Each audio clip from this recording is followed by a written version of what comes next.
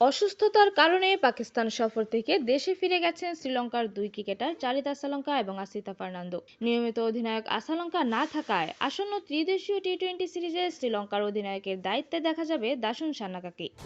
পাকিস্তানের রাওয়ালপিন্ডিতে বসছে টি-20 ফরম্যাটের ত্রিদেশীয় সিরিজ। পাকিস্তান, শ্রীলঙ্কা এবং জিম্বাবুয়েকে নিয়ে 30 দেশীয় সিরিজে লঙ্কানদের প্রথম ম্যাচ 20 নভেম্বর।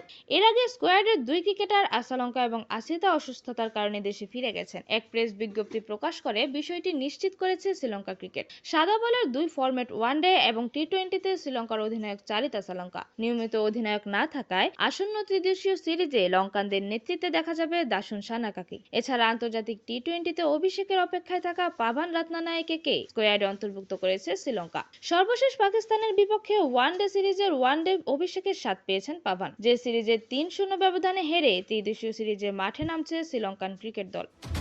20 নভেম্বর ত্রিদেশীয় সিরিজে নিজেদের প্রথম ম্যাচে জিম্বাবুয়ের বিপক্ষে মাঠে নামবে Sri Lanka. 22 November Pakistan, 25 November Zimbabwe এবং 27 নভেম্বর পাকিস্তানের বিপক্ষে খেলবে লঙ্কানরা। তিন দলের মধ্যে টেবিলের শীর্ষ দুই দল খেলবে 29 নভেম্বরের ফাইনালে। 18 নভেম্বর পাকিস্তান জিম্বাবুয়ে ম্যাচ দিয়ে শুরু হচ্ছে ত্রিদেশীয় সিরিজ। ফাইনাল সহ ত্রিদেশীয় সিরিজের সব ম্যাচ হবে রাওয়ালপিন্ডিতে।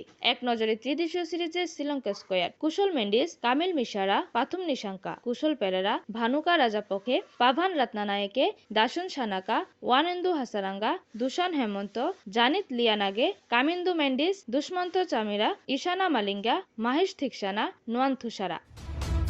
এরকমই নতুন নতুন খেলার আপডেট পেতে অবশ্যই চ্যানেলটি সাবস্ক্রাইব করে রাখুন। ধন্যবাদ। প্লেবাজ নিউজ।